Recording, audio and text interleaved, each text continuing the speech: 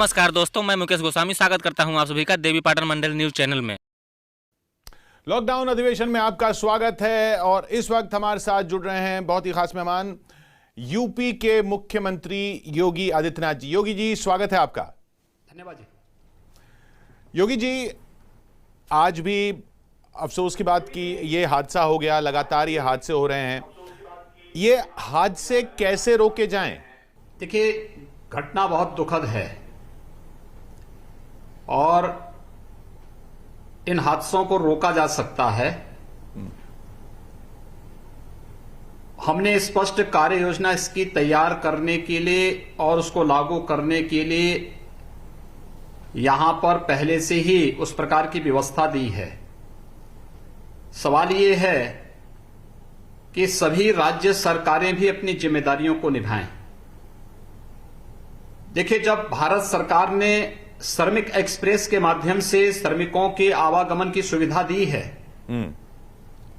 और एनडीआरएफ के मद में हर राज्य सरकार को पर्याप्त धनराशि की व्यवस्था भी की है, तो फिर पैदल या फिर two wheeler, three wheeler, truck जैसे असुरक्षित साधनों से हर हाल में रोकना चाहिए। और हमने उत्तर प्रदेश में इस बारे में व्यवस्था बनाई है।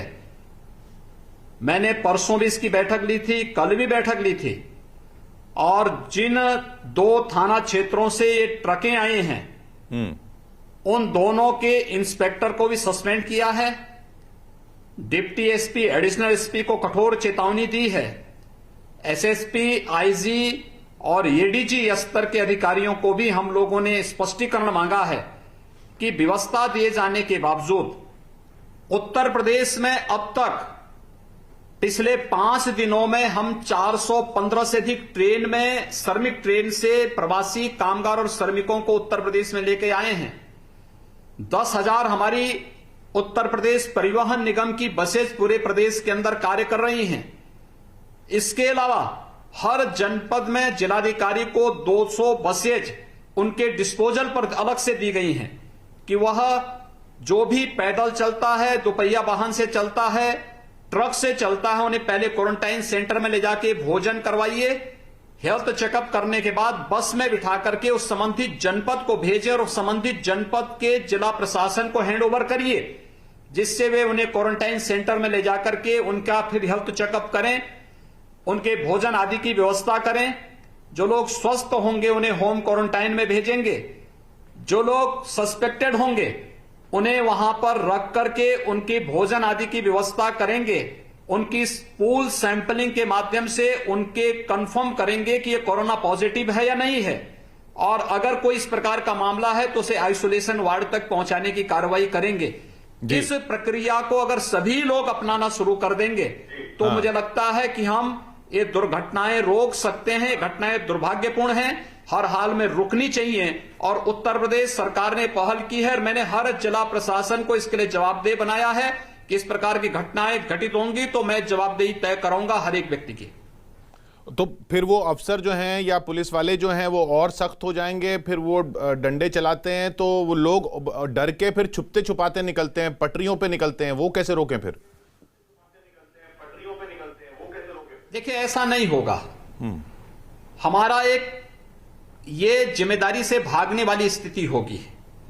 हमारा प्रशासन, हमारी पुलिस पूरी संवेदनशीलता के साथ, पूरी मुस्तैदी के साथ कार्य कर रही है। और मैंने बार बार अपील की है, मैं हर प्रवासी कामगार और श्रमिकों से भी और सभी राज्य सरकारों से भी मैं अपील कर रहा हूं कि एक जैसे हमने अपने प्रदेश में नोडल अधिकारी तैनात किए हैं और हर राज्य के लिए नोडल अधिकारी हैं, ऐसे ही हर राज्य सरकार अगर अपने यहां नोडल अधिकारी तैनात करके उनकी जिम्मेदारी तय कर लें।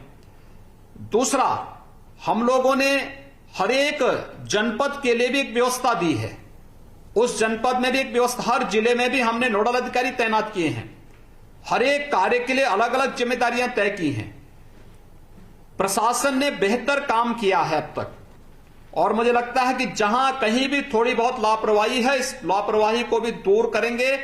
लेकिन प्रवासी कामगार और श्रमिक के साथ न भेदभाव होने देंगे, न उसके साथ किसी प्रकार का दुर्व्यवहार होने देंगे और उसके जीवन के साथ खिलवाड़ करने की छूट किसी को नहीं देंगे। और मैं इसीलिए अपील करूंगा कि भारत सरकार भी और प्रदेश सरकार भी जी उनकी सुरक्षा और उनकी सम्मानजनक वापसी के लिए पूरी प्रतिबद्धता के साथ कार्य कर रही है।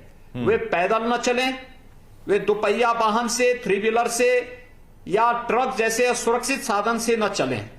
हम बसेज पर्याप्त मात्रा में लगाए हैं। एक एक दिन में उत्तर प्रदेश में पिछले एक सप्ताह से 1 लाख से लेकर 1.25 लाख प्रवासी कामगार और श्रमिक आ रहे हैं। उत्तर प्रदेश सरकार की अपनी सीमाएं हैं।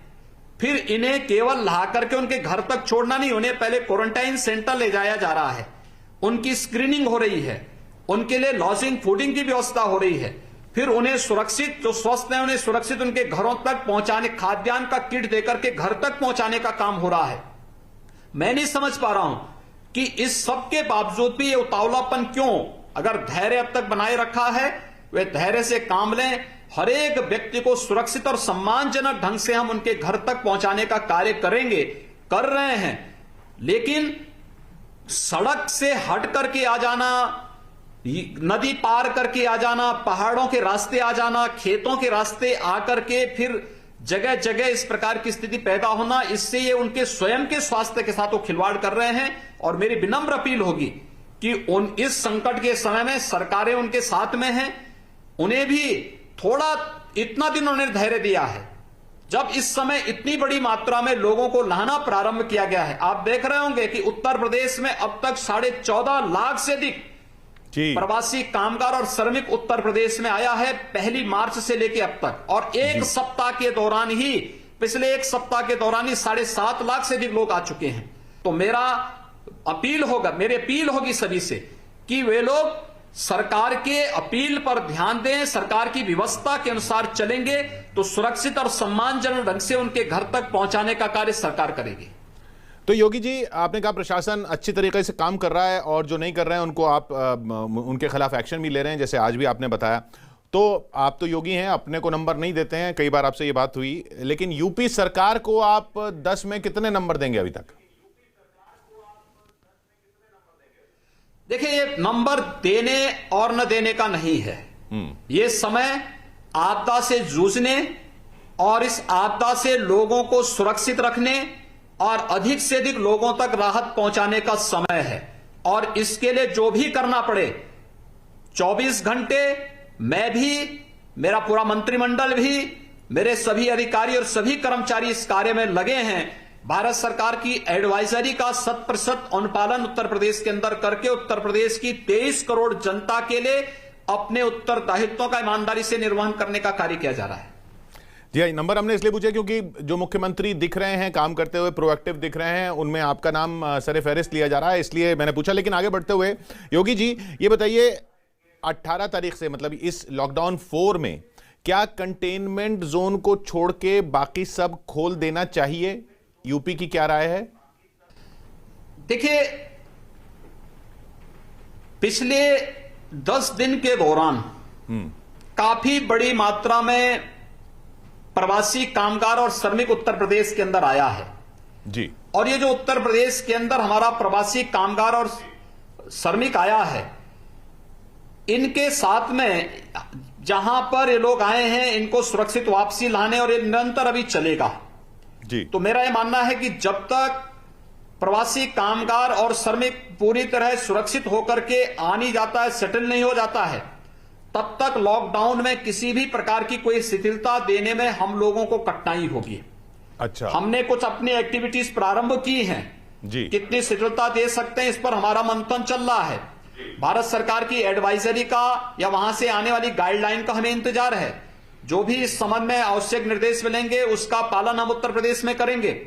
लेकिन हम किसी भी प्रकार का वह रिस्क नहीं लेना चाहते हैं जिससे कम्युनिटी इन्फेक्शन का कारण जो बने। और खासतौर पर यह समय हमारे लिए बहुत क्रिटिकल है, क्योंकि बड़ी मात्रा में जो प्रवासी कामगार और श्रमिक वापस अपने घरों के लिए आ रहा है, तो उसकी सम्मानजनक और सुरक्षित वापसी ये हमारी प्राथमिकता है। लेकिन साथ साथ प्रदेश के अंदर जो लोग यहां पे 22.5-23 करोड़ लोग पहले से रह रहे हैं, इनके स्वस्थ और सुरक्षित रखने की जिम्मेदारी भी हमारे ऊपर है। तो इन दोनों के साथ तालमेल बिठा करके हम कार्य कर रहे हैं। यानी जो आपकी बातों से लग रहा है वो ये जो बहुत क्रिटिकल समय जैसा आपने कहा, तो केंद्र सरकार के दिशा निर्देशों के इंतजार के बाद ही कुछ फैसला होगा, लेकिन आप मानते हैं कि यूपी में चुनौती बड़ी है क्योंकि लोग बाहर से आए हैं। अब ये जो बाहर से आए हैं, ये गांवों तक कोरोना ना फैले, उनको रोकने के लिए क्या किया जाएगा? गांव के बाहर क्वारंटीन सबको करना है क्या? उसमें कोई नियम बनाए जाएंगे? देखिए, सबसे बड़ी बात यह है, सबसे पहली बात तो यह है कि ये जितने प्रवासी कामगार और श्रमिक आए हैं, ये हमारे अपने लोग हैं जी, और ये हमारी अपनी ताकत है। इसलिए हम उसको किसी के साथ भी किसी का भी अनादर न हो, ये हमारी पहली प्राथमिकता है।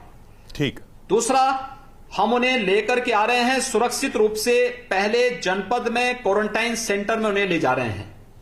क्वारंटाइन सेंटर में ले जाकर के वहां पे पूरा हेल्थ, उन्हें भोजन आदि की व्यवस्था देकर के उनकी व्यवस्था पहले की जा रही है। फिर क्वारंटाइन सेंटर से सुरक्षित अपने वाहनों से हम उन्हें होम क्वारंटाइन, हम उसको किसी के साथ भी किसी का भी अनादर न हो, ये हमारी पहली प्राथमिकता है। ठीक। दूसरा, हम उन्हें लेकर के आ रहे हैं सुरक्षित रूप से। पहले जनपद में क्वारंटाइन सेंटर में उन्हें ले जा रहे हैं। क्वारंटाइन सेंटर में ले जाकर के वहां पे पूरा हेल्थ, उन्हें भोजन आदि की व्यवस्था देकर के उनकी व्यवस्था पहले की जा रही है। फिर क्वारंटाइन सेंटर से सुरक्षित अपने वाहनों से हम उन्हें होम क्वारंटाइन के लिए उनके गांव तक पहुंचा रहे हैं। जिनके पास घर की व्यवस्था है उनको घर तक पहुंचा रहे हैं अगर वो स्वस्थ है। अगर जिसके पास घर नहीं है या जो व्यक्ति सस्पेक्टेड है या अस्वस्थ है, उन्हें हम क्वारंटाइन सेंटर में ही रख रहे हैं। हम लोगों ने क्वारंटाइन सेंटर में उत्तर प्रदेश में 12.5 लाख से अधिक की क्षमता की व्यवस्था पहले से कर रखी है। ठीक है। और यह व्यवस्था हमारे पास है, लेकिन हम लोग क्वारंटाइन सेंटर को भी खाली करते जा रहे हैं और सैनिटाइज करते जा रहे हैं। हम इन्हें निरंतर इनका स्क्रीनिंग करने के साथ ही उन्हें हम होम खाद्यान्न का पैकेट देकर के, राशन किट देकर के उन्हें उनके घर पे होम क्वारंटाइन के लिए भेज रहे हैं। और होम क्वारंटाइन में देखने के लिए भी हम लोगों ने उनकी स्क्रीनिंग करने के लिए 75,000 से अधिक मेडिकल टीमें गठित की हैं, जो एक एक व्यक्ति की, एक एक घर की और एक एक व्यक्ि की स्क्रीनिंग करते हैं। आप अनुमान करिए कि अब तक हमने 3.25 करोड़ से अधिक लोगों की स्क्रीनिंग की है उत्तर प्रदेश में। ऐसे लोगों की जो हॉटस्पॉट्स हैं और जो हमारे यहां माइग्रेंट लेबर आई हैं, इन सभी को लेकर के हमने की है।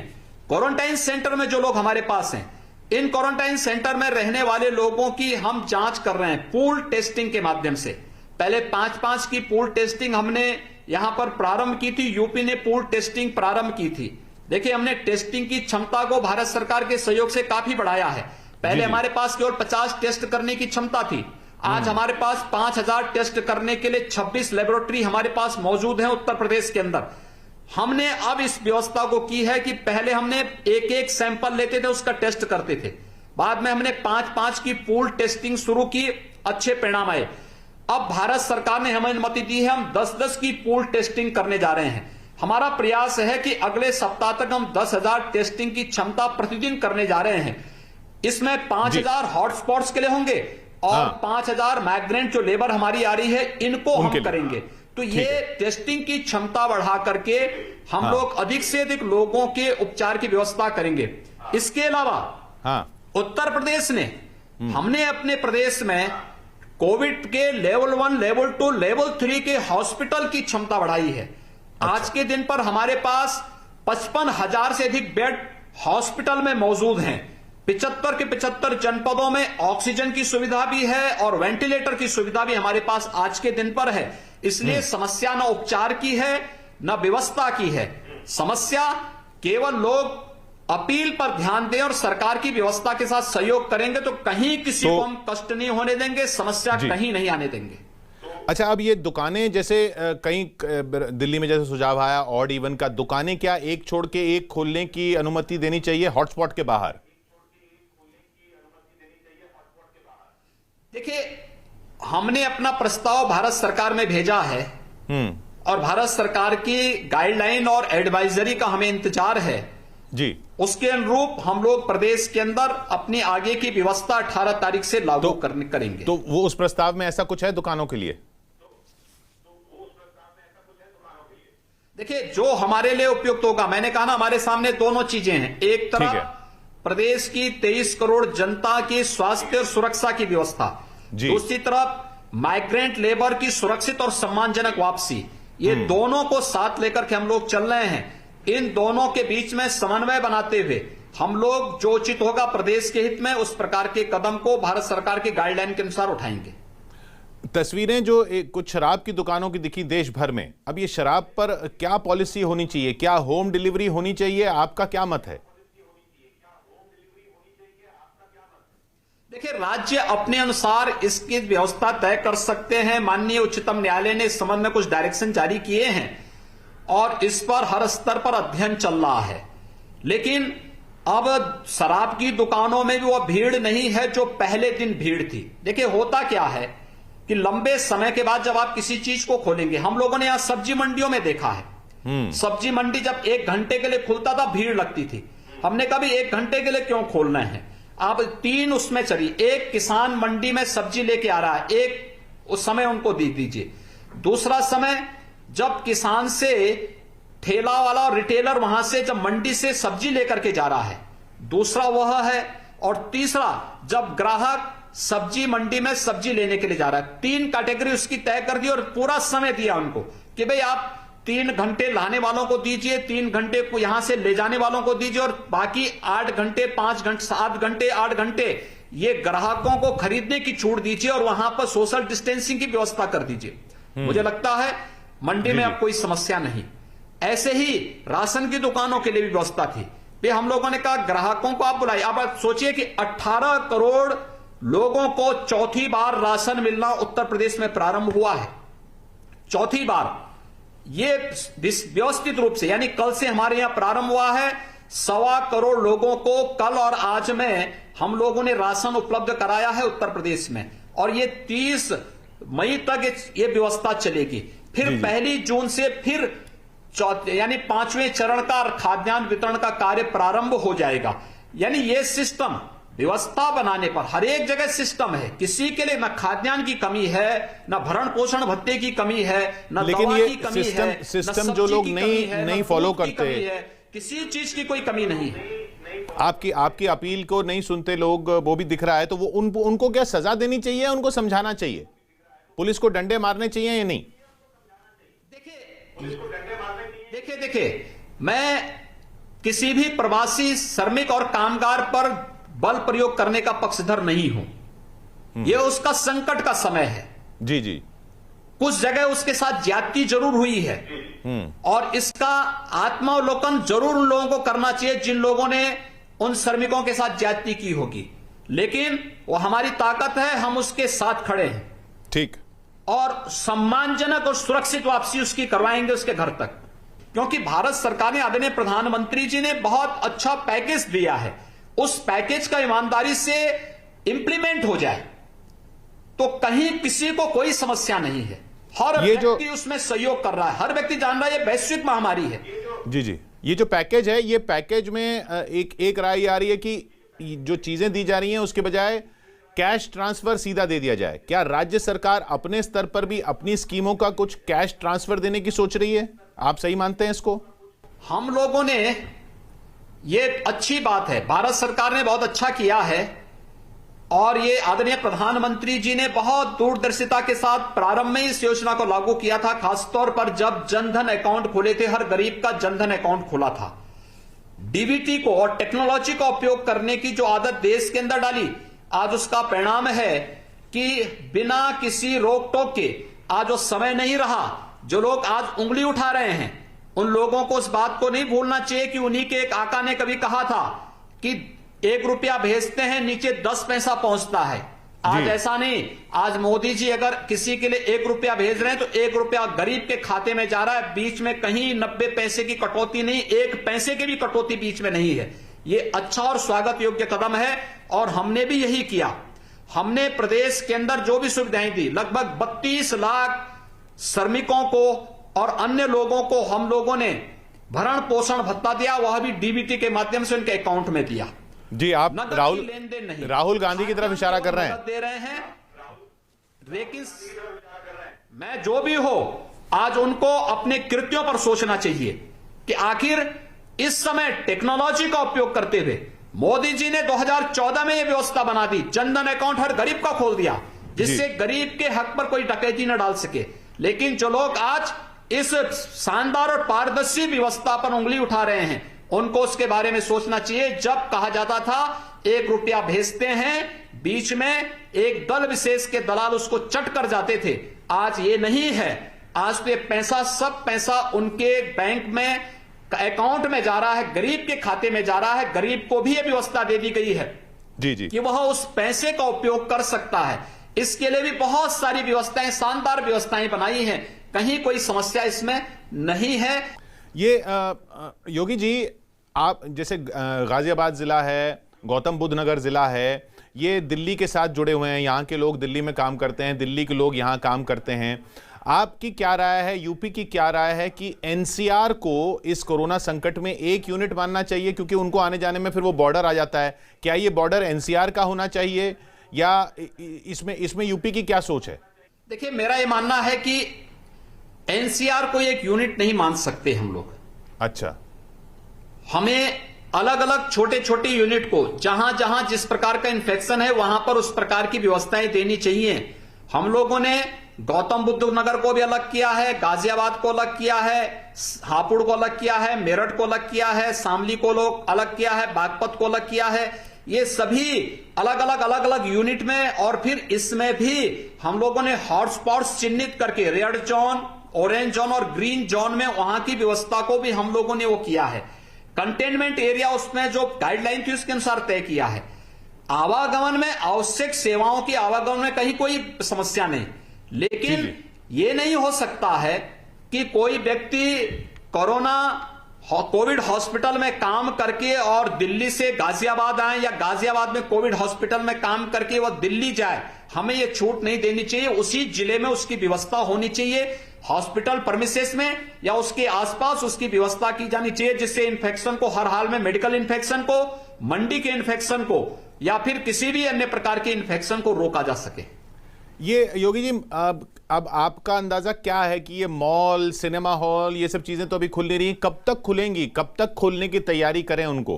देखिए, इस पर अभी हमें इंतजार है भारत सरकार की गाइडलाइन और एडवाइजरी का। जैसे ही आता है उसके अनुसार फिर उसमें तय करेंगे।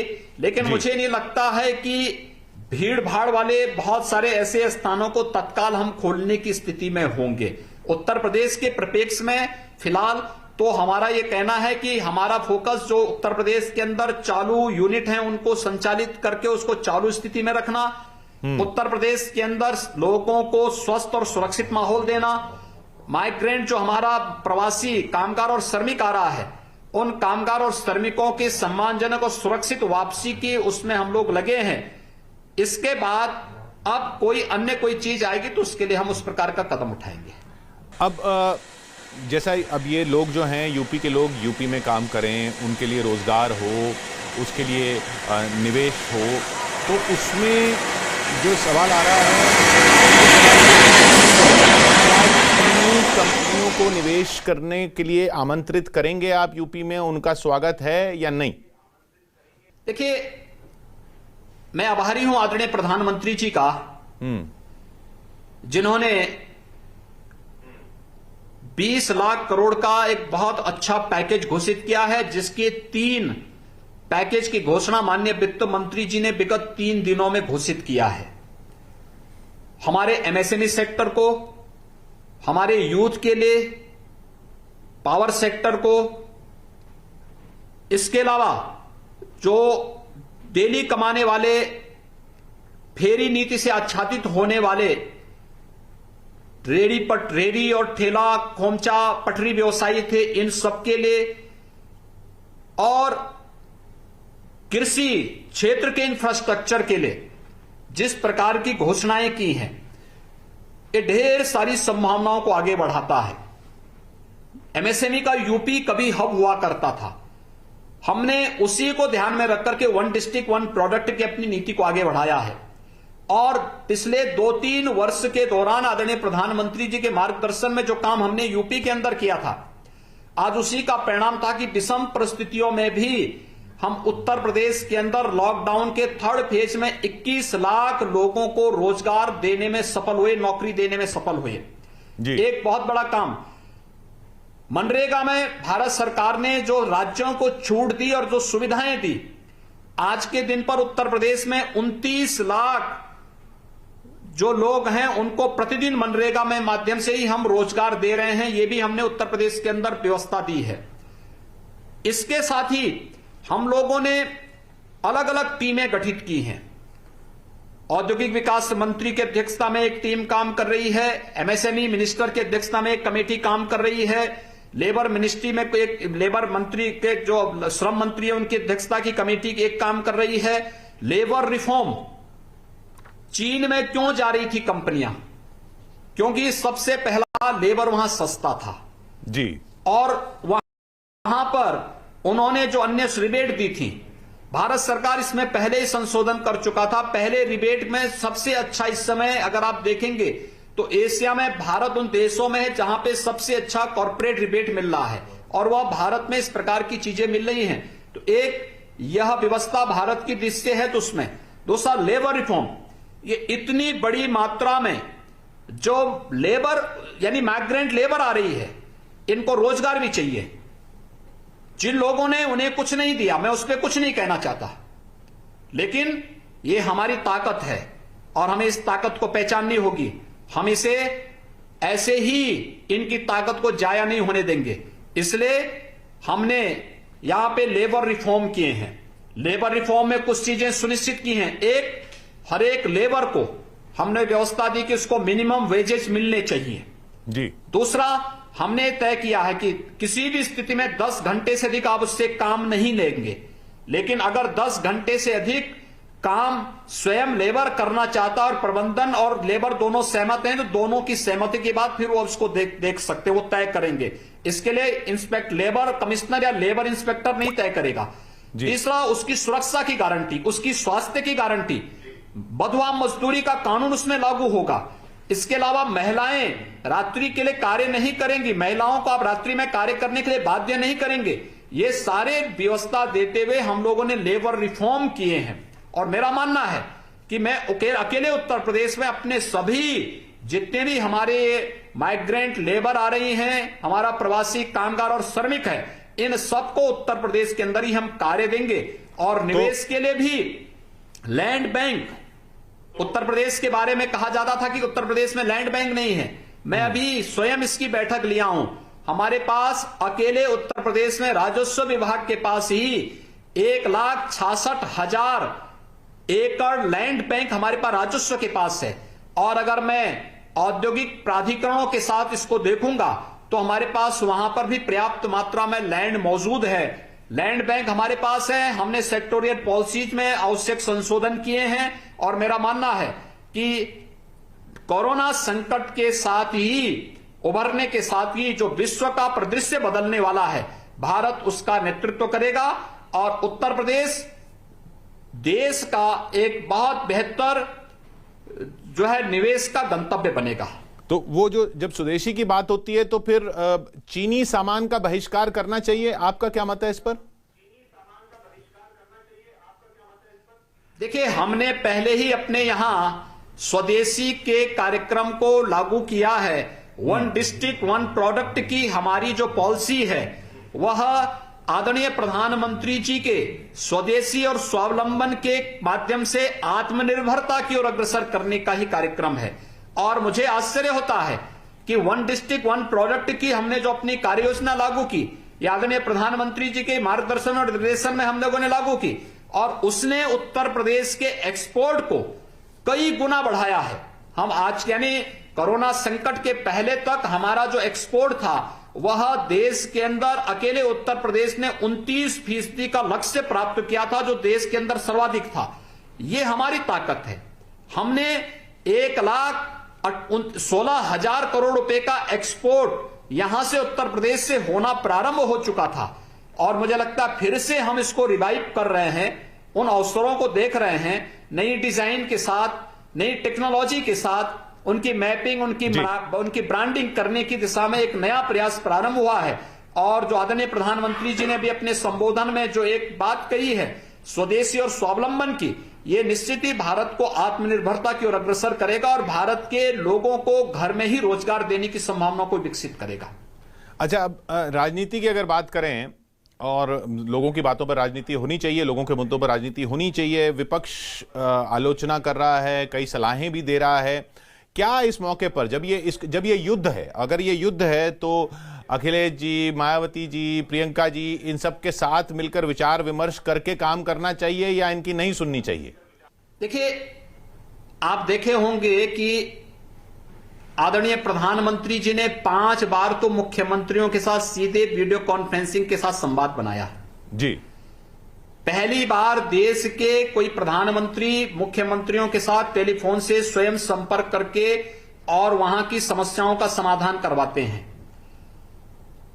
देश को संबोधित करने के लिए प्रधानमंत्री जी ने स्वयं 4 बार देश के नाम अपना जो संदेश दिया। हर राजनीतिक दल के प्रमुखों के साथ बातचीत की, हर राजनीतिक पार्टी के साथ संवाद बनाया। यानी जो भारत का गणतंत्रात्मक स्वरूप है, फेडरल स्ट्रक्चर है, उसका अनुपालन पहली बार देखने को आपको मिला होगा कि इसको अगर किसी ने किया है तो मोदी सरकार ने इसको पूरी तरह लागू किया है।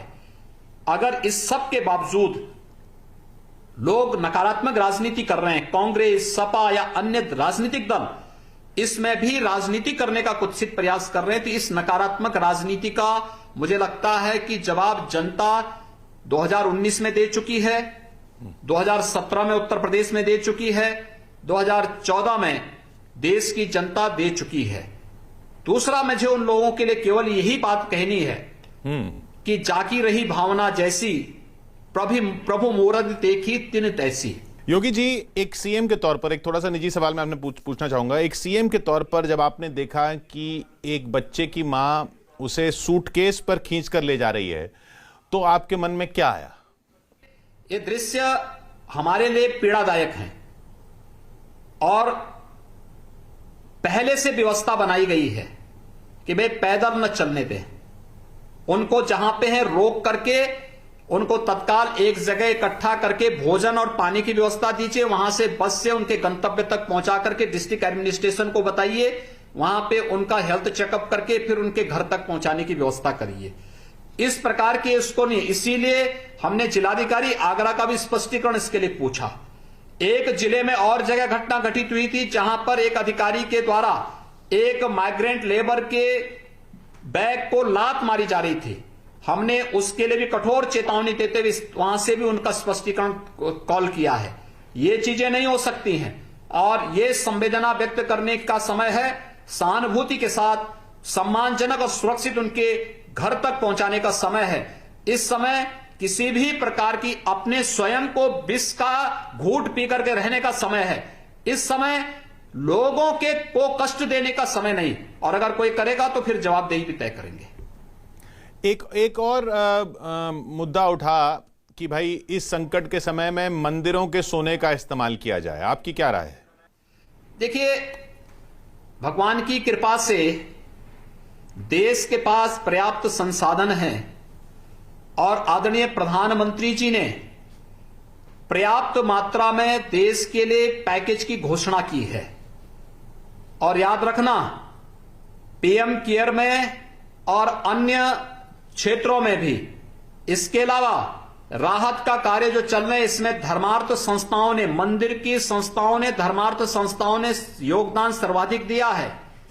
इसलिए ये प्रश्न वे लोग उठाने का प्रयास कर रहे हैं जिन लोगों ने स्वयं किया नहीं, देश के संसाधनों पर लूटा है, गरीबों का लूटा है। वे लोग ध्यान भटकाने के लिए इस प्रकार के प्रश्न लग रहे हैं।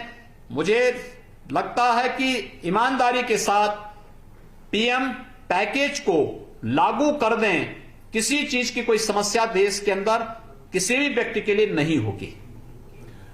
अब मंदिर की बात चली तो अब ये कोरोना काल के बाद राम मंदिर कैसे बनेगा योगी जी? देखिए, और राम की कृपा से बनेगा। मर्यादा पुरुषोत्तम भगवान श्री राम की कृपा है और अब तक उनकी कृपा से सारी चीजें आगे बढ़ती गई हैं। आगे भी उनकी कृपा से ये सारे कार्य आगे बढ़ेंगे। जब अब आंकड़ा जो है देश भर में इतने हजार, 80,000, 82,000 के पार पहुंच चुका है, क्या अब भी आप ये मानेंगे कि ये जो इसमें स्पाइक आया था उसके लिए तबलीगी जमात जो है वो मुख्य तौर पर जिम्मेदार है? देखिए, तबलीगी जमात और मरकज कोरोना को प्रारंभ में फैलाने के लिए जिम्मेदार है और उनके कारण पूरे देश के अंदर ये फैला है। देखिए, बीमारी आना यह बुराई नहीं हो सकती है, इसके लिए वो व्यक्ति दोषी नहीं हो सकता, लेकिन बीमारी को छुपा करके हम उसका कैरियर बनने का काम करें, ये गलत है। और दुर्भाग्य से तबलीगी से जुड़े हुए लोगों ने कोरोना के कैरियर बन करके देश के अंदर इस प्रकार की तबाही को मचाने की कुत्सित मनता से काम किया था, इसलिए वो अक्षम्य है। माइग्रेंट लेबर के साथ आप इसको नहीं जोड़ सकते। ये संकट से त्रस्त है, ये बेचारे की गलती नहीं है जी, इसलिए दोनों को एक साथ तुलना नहीं की जा सकती है। लेकिन मुझे लगता है कि आज उससे उबर चुके हैं हम लोग। माइग्रेंट लेबर की समस्या का भी समाधान कर लेंगे और कोरोना पर अवश्य विजय प्राप्त करेंगे, कोई संदेह इसमें नहीं होना चाहिए।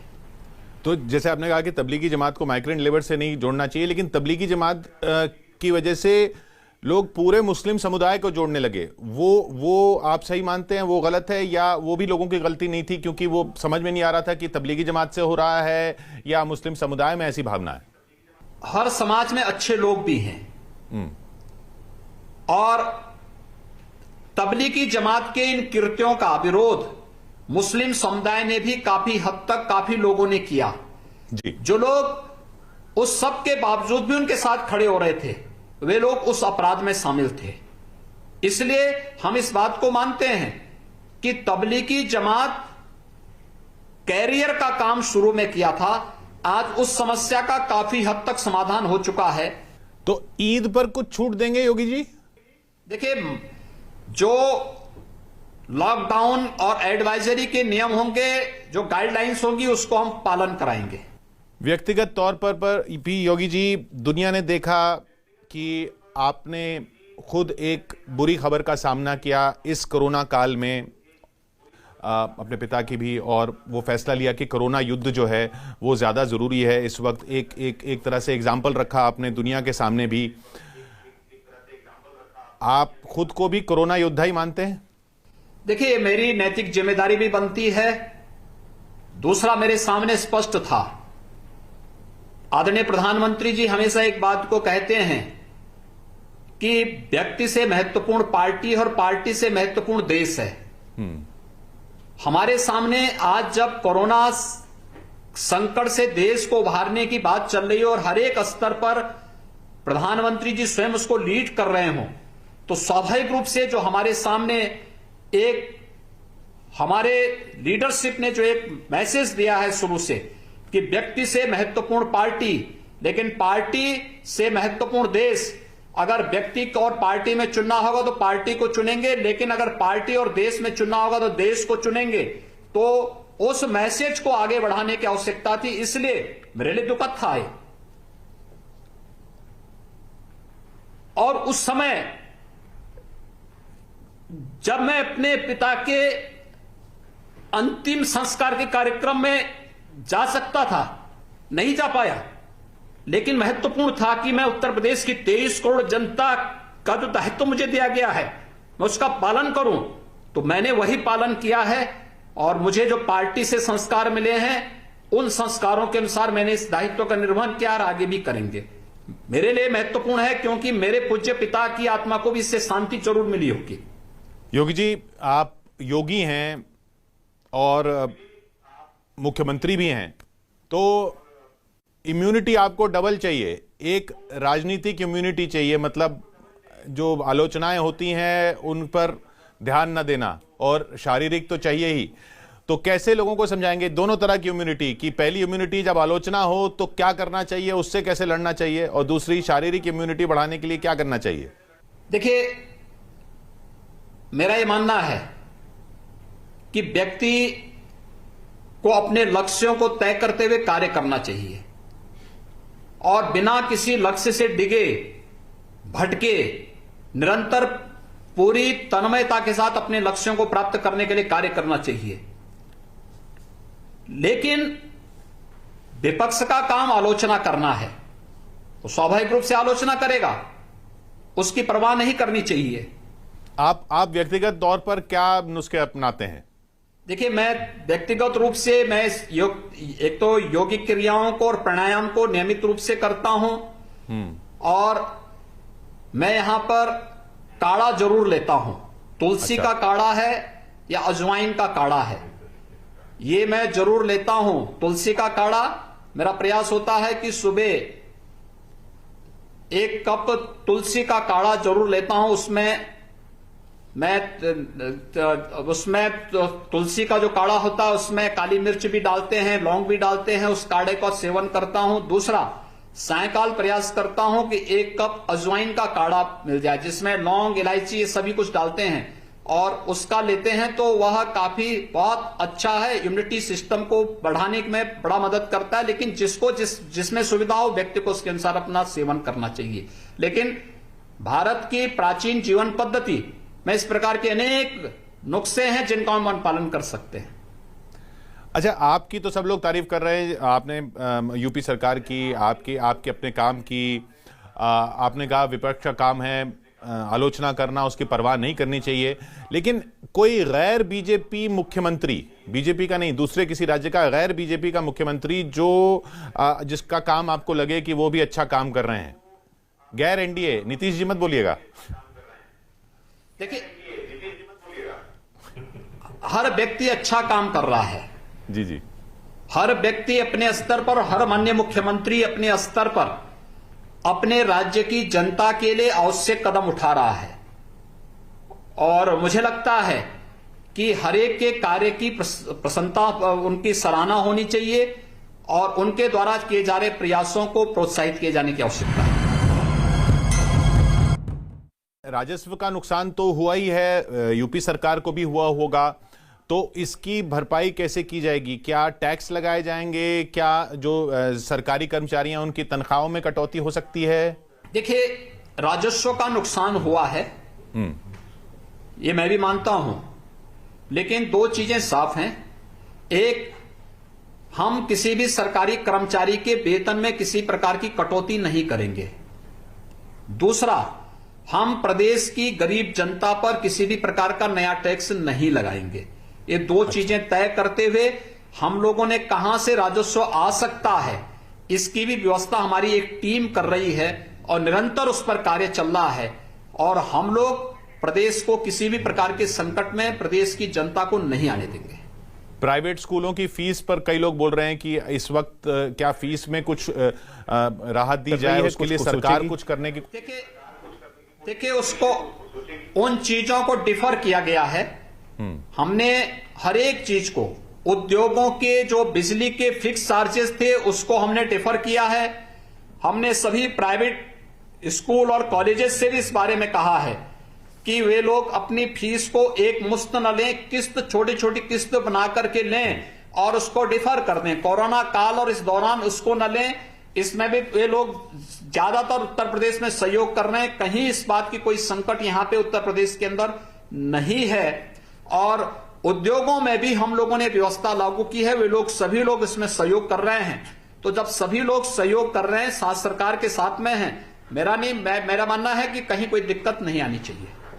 अब राहुल गांधी जैसे कह रहे हैं कि भाई भारत सरकार को या राज्य सरकारों को साहूकार नहीं बनना चाहिए, सीधा पैसा देना चाहिए, अच्छे सुझाव दे रहे हैं वो आजकल, ऐसा लगता है आपको?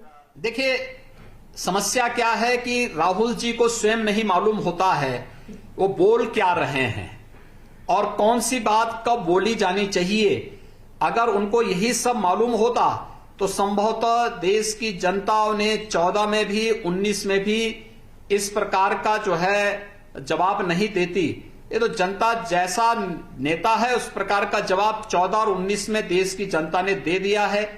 इसलिए जनता के द्वारा पिटे गए मोहरे आज इस प्रकार की अनलगढ़ बयानबाजी करेंगे ही, क्योंकि उन्होंने कुछ किया नहीं। उनके समय में क्या क्या गुल खिलाए जाते थे, क्या क्या होता था, उनको थोड़ा याद करते, 2G को याद कर लेते, कॉमनवेल्थ गेम्स को याद कर लेते, या फिर अन्य वे तमाम प्रकार के जो स्कैंडल उस समय हुए थे इनको ये याद कर लेते तो संभवतः इस समय इस प्रकार की वक्तव्य और अनर्गल वक्तव्य देने से उनको कहीं न कहीं वे परहेज करते। प्रियंका जी भी आपको सुझाव देती रहती हैं, ट्वीट करती रहती हैं, उनको क्या कहेंगे? अच्छी बात है, सुझाव देना ही नहीं चाहिए, उसको आत्मसात भी करना चाहिए। योगी जी, अंत में क्या लगता है आपको? सबके मन में ये सवाल है और जवाब सही बात है सीधा नहीं है, लेकिन ये कब तक चलेगा ये कोरोना काल? देखिए, पूरा देश कोरोना के खिलाफ लड़ाई लड़ रहा है। हमें भी धैर्य से इस लड़ाई में सहभागी बनना चाहिए। और मेरा यह मानना है भारत ने जो स्ट्रेटजी बनाई है और समय रहते जो व्यवस्थाएं की हैं, हम लोग निश्चित ही कोरोना पर विजय प्राप्त करेंगे। आखिरी सवाल योगी जी, बहुत लोग पूछ रहे हैं आपने जो ये मास्क पहना है ये घर पे बनाया है, ये कहां से लिया है, ये कैसा है? क्योंकि अब नेताओं के सब मास्क भी देख रहे हैं लोग। नहीं, देखिए, मेरा ये मास्क, ये ट्रिपल लेयर मास्क, ये हाथ से बनाया गया है। अच्छा। और ये 6 रुपए का मास्क है। हमारी स्वयंसेवी समूह, महिला स्वयंसेवी समूह इसको बना रही हैं। और इस मास्क को हम लोग हर एक जगह 10 रुपए में 2 मास्क दे रहे हैं और इसको महिला स्वयंसेवी समूह बना रही हैं और उनके द्वारा इसको बिक्री किया जा रहा है। उसी में से मैंने भी खरीदा है, मैं उसी का इस्तेमाल करता हूं। तो जब जून जुलाई में पीक आएगा, जब कह रहे हैं कि सबसे ज्यादा मरीज होंगे, डॉक्टर ऐसा बता रहे हैं, एक्सपर्ट ऐसा बता रहे हैं, उसके लिए योगी मंत्र क्या है? देखिए, हम पीक पर आने से पहले कोरोना को कंट्रोल कर चुके होंगे। हमें सहजता के साथ, पूरे धैर्य के साथ इन चुनौतियों का सामना करने के लिए तैयार होना होगा। धैर्य नहीं खोना होगा। पूरे स्थिर चित्त के साथ भारत सरकार और आदरणीय प्रधानमंत्री जी के मार्गदर्शन में इस लड़ाई को आगे बढ़ाना चाहिए। कहीं कोई समस्या नहीं आने वाली है, घबराने की कतई आवश्यकता नहीं। कोरोना भारत से ही परास्त होगा। तो जाते जाते बता दीजिए, कुछ तो इशारा दे दीजिए योगी जी। यूपी की जनता इंतजार कर रही है, ये बढ़ेगा, कुछ राहत देंगे या मोदी जी की का ही इंतजार करें? देखिए, उत्तर प्रदेश की 23 करोड़ जनता के हित में, उनके उत्तम स्वास्थ्य के लिए, उनके बेहतर भविष्य के लिए और सुरक्षित भविष्य के लिए जो भी कदम उठाना पड़ेगा, प्रदेश सरकार उसके लिए कदम उठाएगी और हमारा वही लक्ष्य है। उसी के अनुसार हम अपनी कार्य योजना तैयार कर रहे हैं। बहुत बहुत धन्यवाद।